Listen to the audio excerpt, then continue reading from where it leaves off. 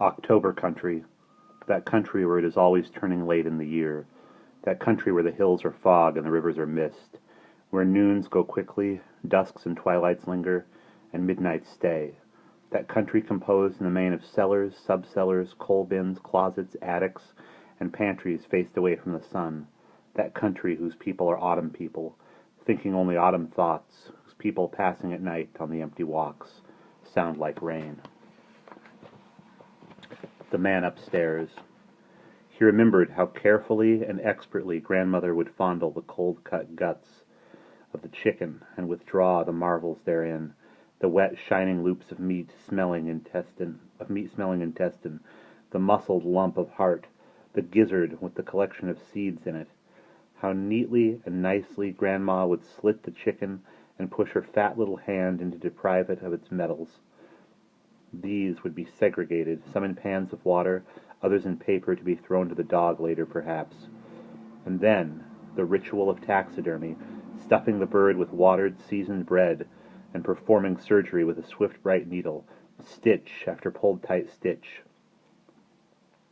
This was one of the prime thrills of Douglas's 11-year-old lifespan. Altogether, he counted 20 knives in the various squeaking drawers of the magic kitchen table, from which Grandma, a kindly, gentle-faced, white-haired old witch, drew paraphernalia for her miracles. Douglas was to be quiet. He could stand across the table from Grandmama, his freckled nose tucked over the edge, watching, but any loose boy talk might interfere with the spell. It was a wonder when Grandma brandished silver shakers over the bird, supposedly sprinkling showers of mummy dust and pulverized Indian bones, muttering mystical verses under her toothless breath. "Grammy," said Douglas at last, breaking the silence, "am I like that inside?" He pointed at the chicken. "Yes," said Grandma. "A little more orderly and presentable, but just about the same." "And more of it," said Douglas, proud of his guts. "Yes," said Grandma, "more of it. Grandpa has lots more than me. His sticks out front, so he can rest his elbows on it." Grandma laughed and shook her head. Douglas said, "And Lucy Williams down the street, she—" "Hush, child," said Grandma. "But she's got—" "Never you mind what she's got. That's different." "But why is she different?" "A darning needle dragonfly is coming by some day to sew up your mouth," said Grandma firmly. Douglas waited, then asked, "How do you know I've got insides like that, Grandma?" "Oh, go away now." The doorbell rang. Through the front door glass, he ran down the hall. Douglas saw a straw hat. The bell jangled again and again. Douglas opened the door. "Good morning, child. Is the landlady at home?" Cold gray eyes, in a long, smooth, walnut-colored face, gazed upon Douglas. The man was tall, thin, and carried a suitcase, a briefcase, an umbrella under one bent arm, gloves rich and thick and gray in his honest thin fingers, and wore a horribly new straw hat. Douglas backed up. "She's busy?" "I wish to rent her upstairs room as advertised." "We've got 10 boarders, and it's already rented. Go away." "Douglas!" Grandma said. Grandma was behind him suddenly. "How do you do?" she said to the stranger. "Never mind this child." Unsmiling, the man stepped stiffly in. Douglas watched them ascend out of sight up the stairs, heard Grandma detailing the conveniences of the upstairs rooms. Soon she hurried down to pile linens from the linen closet on Douglas, and sent him scooting up with them. Douglas paused at the room's threshold. The room was changed oddly, simply because the stranger had been in it a moment. The straw hat lay brittle and terrible upon the bed. The umbrella leaned stiff against one wall like a dead bat, with dark, moist wings folded. Douglas blinked at the umbrella. The stranger stood in the center of the changed room, tall. "Here," Douglas littered the bed with supplies. "We eat at noon, and if you're late coming down, the soup'll get cold. Grandma fixes it so it will every time." The tall, strange man counted out 10 new copper pennies and tinked them in Douglas's blouse pocket. "We shall be friends," he said grimly. It was funny, the man having nothing but pennies. Lots of them. No silver at all, no dimes, no quarters, just new copper pennies. Douglas thanked him glumly. I'll drop these in my dime bank. When I get them changed into a dime, I got $6.50 in dimes already for my camp trip in August. I must wash now, said the tall, strange man. Once, at midnight, Douglas had waked to hear a storm rumbling outside, the cold, hard wind shaking the house, the rain driving against the window, and then a lightning bolt had landed outside the window with a silent, terrific concussion. He remembered that fear of looking about his room, seeing it strange and awful in the instantaneous light. So it was now, in his room. He stood looking up at the stranger. This room was no longer the same, but changed indefinitely because this man, quick as a lightning bolt, had shed his light about it. Douglas backed up slowly as the stranger advanced. The door closed in his face. The wooden fork went up with mashed potatoes, came down empty. Mr. Coberman, for that was his name, had brought the wooden fork and wooden knife and spoon with him when Grandma called lunch. Mrs. Spaulding, he had said quietly, my own cutlery, please use it. I will have lunch today, but from tomorrow on, only breakfast and supper. Grandma bustled in and out, bearing steaming tureens of soup and beans and mashed potatoes to impress her new boarder, while Douglas sat rattling his silverware on his plate, because he had discovered it irritated Mr. Coberman. I know a trick, said Douglas. Watch. He picked a fork tine with his fingernail. He pointed at various sections of the table like a magician. Wherever he pointed, the sound of the vibrating fork tine emerged, like a metal elfin voice. Simply done, of course. He pressed the fork handle on the tabletop secretly. The vibration came from the wood like a sounding board. It looked quite magical. There, and there! Exclaimed Douglas happily, plucking the fork again. He pointed at Mr. Coberman's soup, and the noise came from it. Mr. Coberman's walnut-colored face became hard and firm and awful. He pushed the soup bowl away violently, his lips twisting. He fell back in his chair. Grandma appeared. Why, what's wrong, Mr. Coberman? I cannot eat this soup. Why? Because I am full and can eat no more. Thank you. Mr. Coberman left the room, glaring.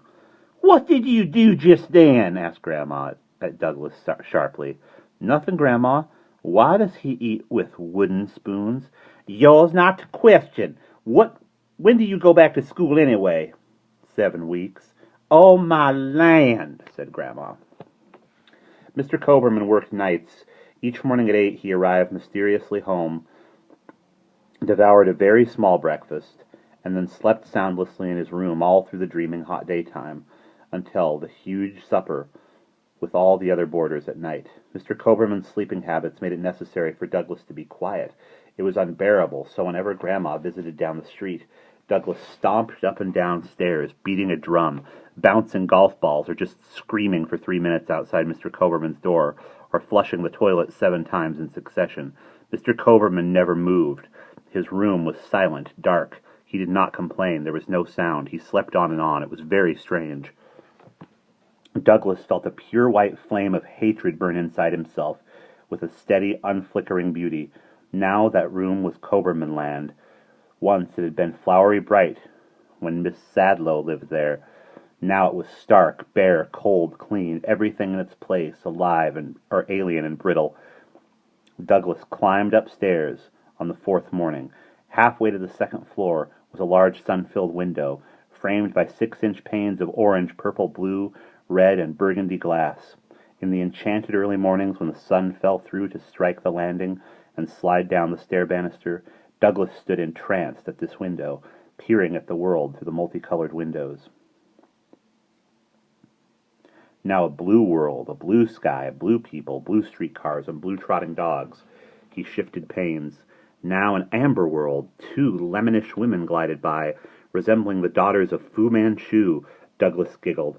This pane made even the sunlight more pure golden. It was 8 a.m. Mr. Coberman strolled by below on the sidewalk, returning from the night's work. His cane loped over his elbow, straw hat glued to his head with patent oil.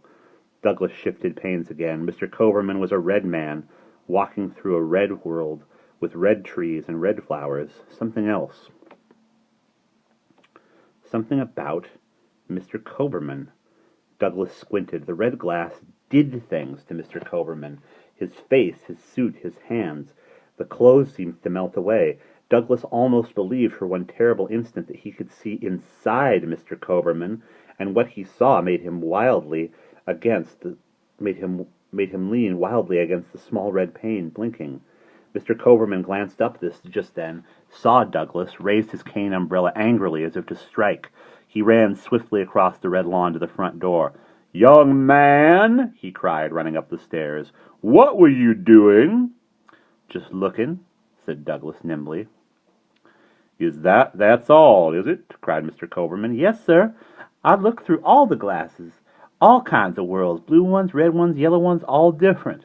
"All kinds of worlds, is it?" Mr. Coberman glanced at the little panes of glass, his face pale. He got hold of himself. He wiped his face with a handkerchief and pretended to laugh. "Ha, ha!